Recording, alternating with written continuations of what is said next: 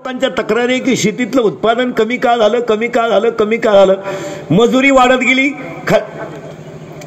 मजुरी वाढत गेली, खतांच्या किमती वाढत गेल्या आणि त्या तुलनेत उत्पादन बोला जा कमी झालं. खताच्या किमती वाढत गेल्या, मजूर वर्ग वाढत गेला आणि उत्पादन कमी झालं. याचं कारण काय? What is that reason behind it? Educated मंडळी जरा ऐका.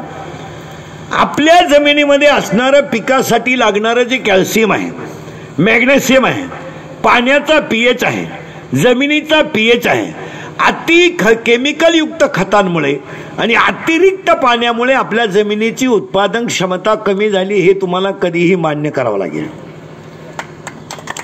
आपण सगळेजण कांदे लावले, पाणी भरायला गेला तर हा पठ्ठ्या पहिली सरी फुटेपर्यंत दुसऱ्या बारत येत नाही.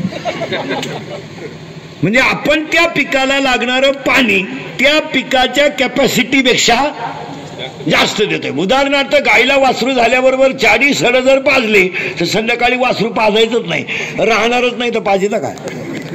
त्याचं दूध पिण्याची कॅपॅसिटी किती आहे ती आपण पाहत नाही. तसं आपण कांदे लावल्यानंतर त्या पिकाला लागणाऱ्या पाण्याची त्या पिकाची कॅपॅसिटी किती आहे. आपण वाफा भरून दिला, 12 दिलं, याचा अर्थ त्या पिकाला पाणी तितकं लागत नाही. खत टाकताना असं झालं. आणि आपल्या ज्या जमिनी आहेत महाराज, या जमिनीमध्ये मुळात पाण्याचा पीएच आहे, एज्युकेटेड लोक आहे का, पाण्याचा पीएच आहे 7.5 पिकाला योग्य.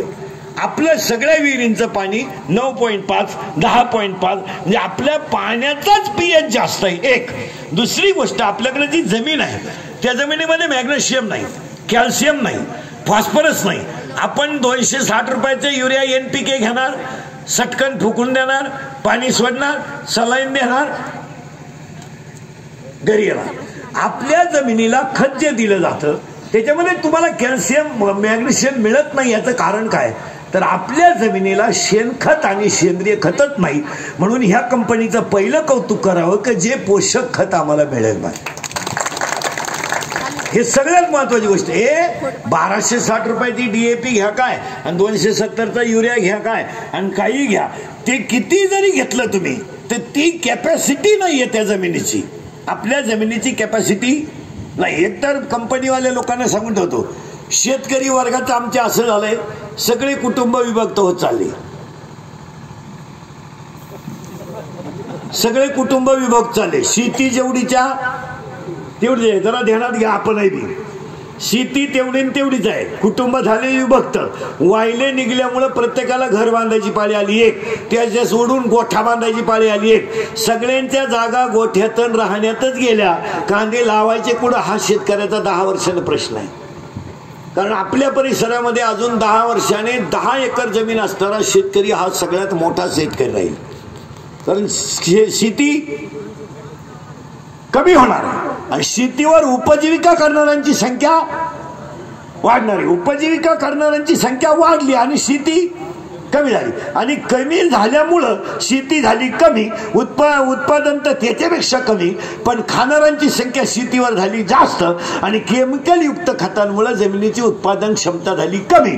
आपण फक्त म्हणतो शेतकरी अर्थव्यवस्थेचा कणा आहे, शेतकरी देशाचा राजा आहे. हे लिहायला छापायला क्लिप द्यायपुरतं ठीक आहे, पण एक म्हणायपुरतं ठीक आहे. शेतकरी अर्थव्यवस्थेचा कणा आहे, शेतकऱ्यावरच सगळं अवलंबून आहे, हे फक्त म्हणायचं आहे. पण शेतीमध्ये यांनी जो प्रकल्प काढला यामध्ये पहिला प्रॉफिट आपल्याला होणार आहे की तो सेंद्रिय खत मिळेल, त्यामध्ये जमिनीचा पीएच वाढेल, उत्पादन क्षमता वाढेल. आणि दुसरी गोष्ट कंपनीवाल्यांना एक सांगतो, आज जसं तुम्ही सगळे तालुक्यातले लोक एकत्र करून प्रकल्प उभा केला, शेवटपर्यंत भूमिपुत्रांचाच आधार घ्या.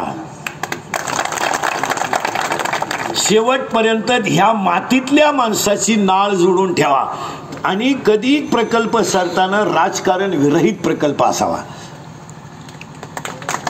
राजकारण आलं का त्या देवळाचं भिताड पडलं, हा नियम आहे, हा विनोद नाही.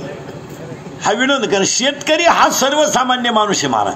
तुम्ही त्याला जसं झुकवाल तसा तो आता माझ्या पुढे रंगला, एखादा आमदार खासदार आला चालला त्याच्या मागं, इंद्रिकर गेला उडत. शेतकऱ्याचं काय? शेतकऱ्याचा तुम्ही लोटा जसा लोटाल तसं तर चालतं. उद्या थोडी ही तुमची सीएनजी चालू झाली का उद्याला एक एखादं म्हणणार सीएनजीच्या उत्पन्नापेक्षा वाईनचं उत्पादन जास्त आहे, घ्या शेजारी 10. आमचं शेतकरी लगेच म्हणा, हा ही तर खरी कुटुंब व्यवस्था सुधारण्याची संधी आहे, खोदा पाया. शेतकरी डळमळते याचं कारण आहे तो व्यापलेला आहे. शेतकरी हा व्यापलेला आहे महाराज. तो तुम्हाला शेतकरी फक्त गालावर हसताना दिसतो महाराज, नाही तर त्याचं पूर्ण